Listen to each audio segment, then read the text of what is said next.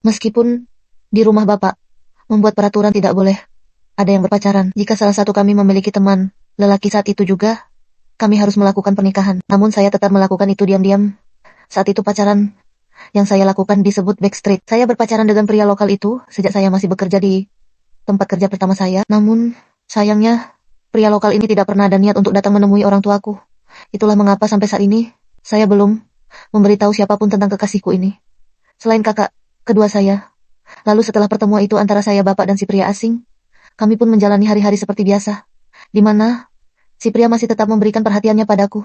Dan kami berjanji hanya berteman saja saat itu. Pada saat ulang tahunku yang ke-19, pria ini memberikan hadiah boneka beruang berwarna pink. Ini sangat manis, di mana saya belum pernah mendapatkan hadiah seperti ini. Dan selama hidupku ini, begitulah, hidup tidak pernah ada, kata mulus. Pada saat saya libur bekerja di hari Minggu itu, saya berniat ingin mengajak bapak untuk pergi menonton bioskop. Karena bapakku pernah bilang bahwa dia belum pernah merasakan nonton bioskop. Jadi pagi itu sekitar jam 9, saya sudah bersiap. Kebetulan, saya juga baru gajian, jadi saya ingin mengajak bapak untuk pergi nonton bioskop. Tadinya saya ingin mengajak ibu juga, tapi ibu bilang tidak mau. Itu mengapa saya hanya akan pergi bersama bapak. Pagi itu saya pergi ke tempat bapak berjualan, tepatnya di Batam Center. Nasnya, di sana saya melihat pemandangan yang tidak bagus.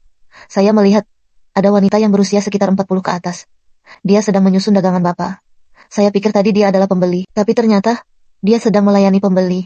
Saya mencari bapak, ternyata bapak sedang berbaring di dalam gudang belakang. Saya beritanya, bapak itu di luar. Siap bapak, menjawab bukan siapa. Lalu saya bilang, tidak mungkin dia bukan siapa-siapa. Tapi dia di sini, bersama bapak. Lalu wanita itu berkata, saya adalah istri dari bapakmu. Saat itu juga saya berteriak histeris.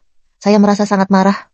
Saya juga merasa kasihan pada ibu. Hari ini, ibu tidak mau ikut ajakan saya, karena ingin berdagang. Ibu takut, jika hari ini tidak banyak yang laku, bapak akan pulang memberikan pukulan.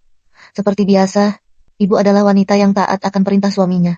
Ibu bahkan ikut bekerja keras untuk membantu keuangan, dengan berjualan di pinggir jalan tanpa alas meja.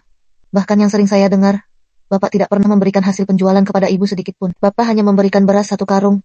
Setiap beras habis, namun bapak tidak pernah memberikan uang belanja kepada ibu. Kamilah anak-anaknya, yang sering memberikan ibu uang. Ibu selalu bilang, tidak apa-apa, karena bapak banyak hutang. Jadi ibu tidak masalah, tidak beri uang. Dan setelah saya menyaksikan kejadian hari ini, membuat saya sangat tidak terima. Di mana kami semua bekerja keras, termasuk ibu dan kakak-kakak saya. Tapi bapak malah memberikan semua uang itu kepada si wanita sialan.